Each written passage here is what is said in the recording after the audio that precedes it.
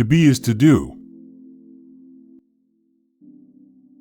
Immanuel Kant. The phrase attributed to Immanuel Kant, to be is to do, encapsulates a fundamental aspect of his philosophical outlook, although it should be noted that there is no direct source from Kant's works that exactly matches this phrase. However, the sentiment aligns with Kant's ethical philosophy, which emphasizes the importance of action in defining one's existence. Kant's moral philosophy is grounded in the concept of duty and the categorical imperative, which asserts that one should act according to maxims that can be universally applied. Hence, the essence of one's being is expressed through one's actions. What one does is a reflection of one's moral principles and, by extension, one's identity.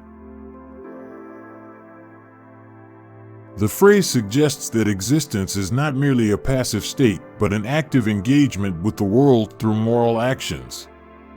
It's a call to recognize that our choices and deeds are the truest expression of our principles and ourselves. The lesson here is that ethical action is not just a component, but the very substance of our being. All our knowledge begins with the senses, proceeds then to the understanding, and ends with reason.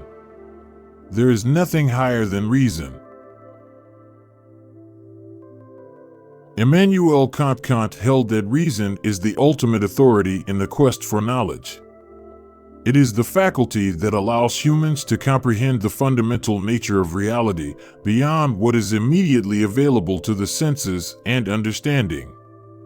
Reason is responsible for the principles that govern ethics, logic, and metaphysics, leading to Kant's famous conclusion that there is nothing higher than reason in the pursuit of knowledge and moral law.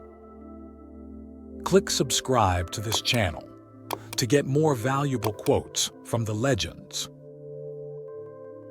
Science is organized knowledge. Wisdom is organized life. Immanuel Kant. Immanuel Kant distinguishes between science and wisdom by their respective domains and applications. Science, as organized knowledge, refers to the systematic structuring of facts and theories that explain the natural world. It's a collective endeavor where empirical evidence, experimentation, and reason contribute to an ever-expanding body of knowledge. Wisdom, on the other hand, as organized life, implies a personal, practical application of knowledge and experience. It involves the judicious use of understanding in the complexities of life, integrating ethical values and making decisions that reflect not only knowledge but also moral principles. From Kant's statement, we learn that knowledge and wisdom, while interconnected, serve different purposes. Knowledge equips us with facts and theories, whereas wisdom guides us in applying this knowledge ethically in our lives. The conclusion is that a well-lived life requires both the empirical rigor of science and the reflective, ethical orientation of wisdom. He who is cruel to animals becomes hard also in his dealings with men. We can judge the heart of a man by his treatment of animals. Immanuel Kant. Immanuel Kant's assertion regarding the treatment of animals reflects his broader ethical philosophy, which emphasizes the intrinsic value of all beings and the importance of duty and moral behavior. While Kant did not grant animals the same moral standing as humans, he recognized that the way a person treats animals can be indicative of their character and their propensity for empathy and moral action towards other humans.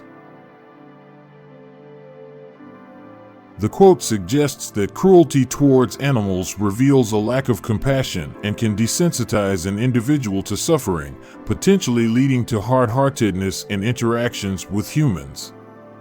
Conversely, kindness towards animals is associated with a capacity for sympathy and moral consideration that likely extends to one's treatment of people. From this perspective, we learn that ethical behavior is consistent and universal. It is not confined to our dealings with our own kind, but extends to all sentient beings. The treatment of the vulnerable and voiceless, like animals, serves as a measure of our humanity and the integrity of our moral compass. The lesson is that empathy and kindness should be holistic virtues, shaping all facets of our conduct. Live your life as though your every act were to become a universal law. Immanuel Kant. This paraphrase summarizes the essence of Immanuel Kant's categorical imperative, particularly the formulation that instructs individuals to act only according to maxims that they would will to become universal laws. Kant's ethical theory is grounded in the idea that moral principles should be universalizable. That is, if an action's guiding principle can't be consistently applied to everyone without contradiction, it's not morally sound.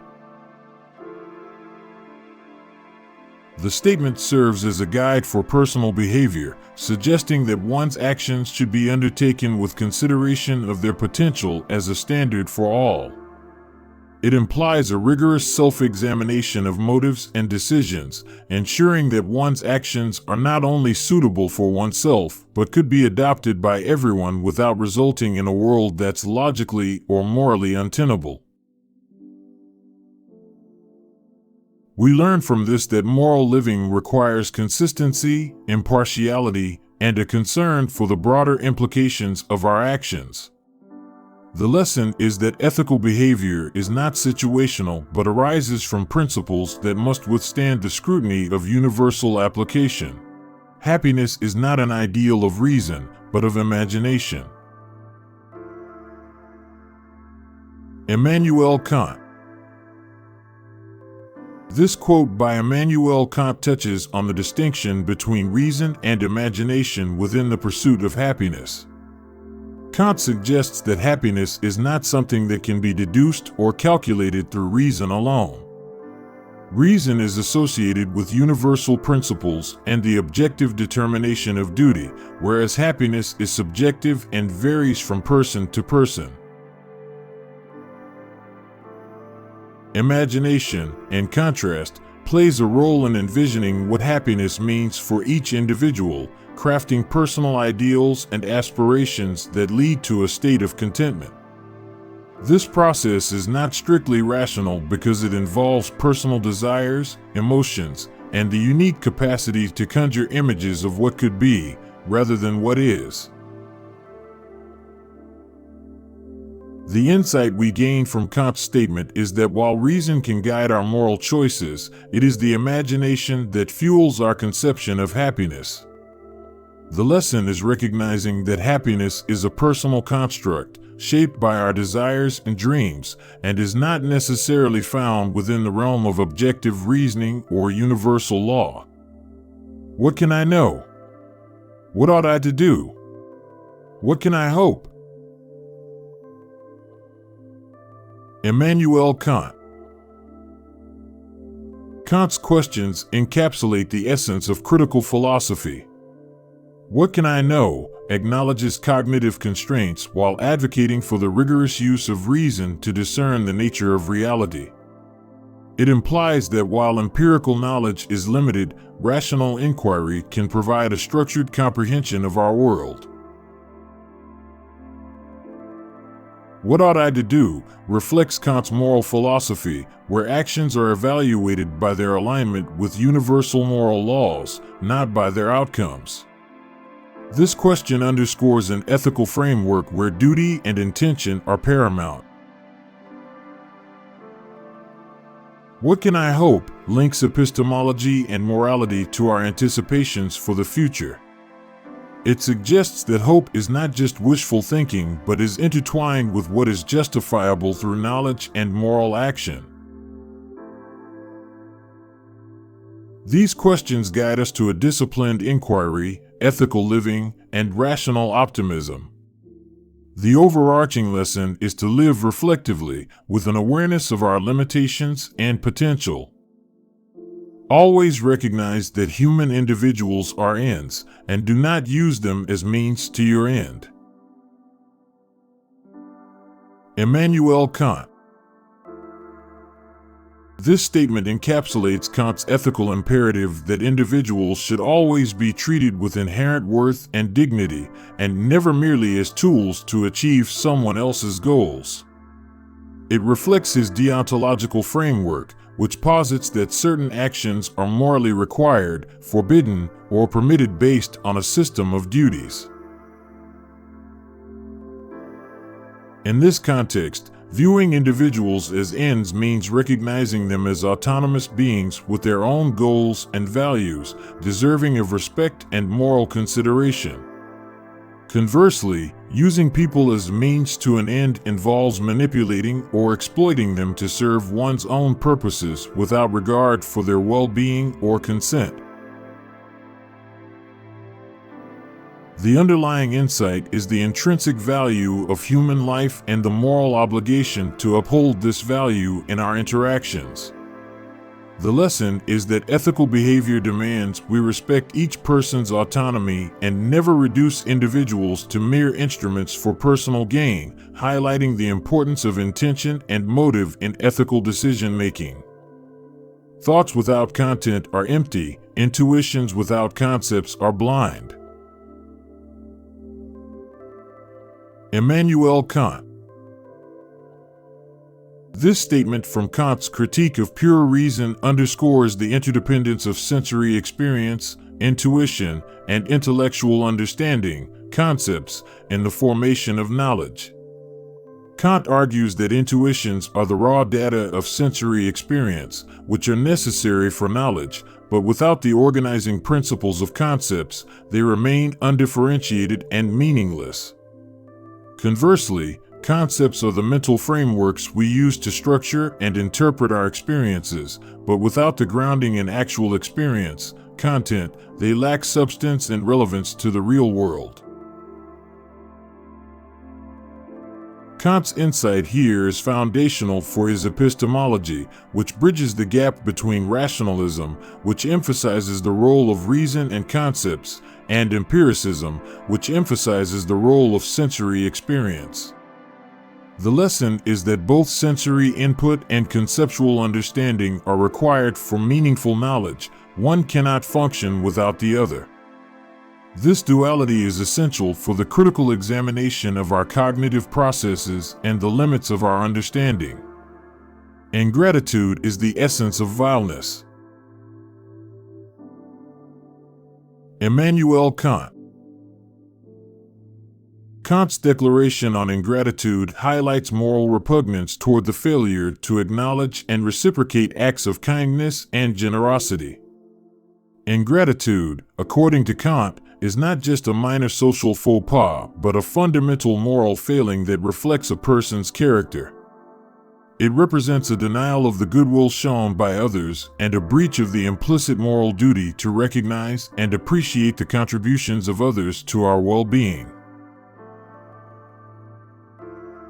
In this light, ingratitude is seen as the essence of vileness because it fundamentally contradicts the principles of mutual respect and reciprocity that underpin ethical human relationships.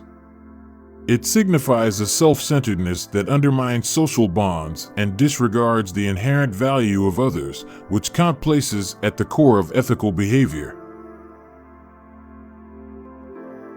The insight here is the importance of gratitude as a moral sentiment that acknowledges and reinforces the social and moral fabric. The lesson is that recognizing and responding to the good deeds of others is integral to our moral duty and to the cultivation of a just and empathetic society. Out of timber so crooked as that from which man is made, nothing entirely straight can be carved. Immanuel Kant metaphysics is a dark ocean without shores or lighthouse, strewn with many a philosophic wreck. Immanuel Kant. Human imperfection. Kant acknowledges our intrinsic flaws. Just as one cannot carve straight wood from a crooked tree, we cannot expect to achieve moral perfection from imperfect human nature. Metaphysical complexity. He portrays metaphysics as an unfathomable and perilous discipline, cautioning about the limits of human understanding in grasping the true nature of reality. The lesson from both is a call for humility in our moral pursuits and intellectual endeavors, recognizing our limitations while still striving for understanding and ethical growth. Seek not the favor of the multitude, it is seldom got by honest and lawful means. But seek the testimony of few, and number not voices, but weigh them. Immanuel Kant. Kant's statement warns against the pursuit of widespread approval, suggesting that popularity often requires compromises on integrity and ethical principles. He advocates instead for seeking the respect of a discerning few, implying that the quality of one's admirers is more important than quantity. This advice elevates the importance of principled living and the pursuit of genuine respect over mere popularity. The lesson here is to value the considered judgments of the wise and principled over the fickle and often superficial approval of the masses, emphasizing that integrity should not be sacrificed for acclaim.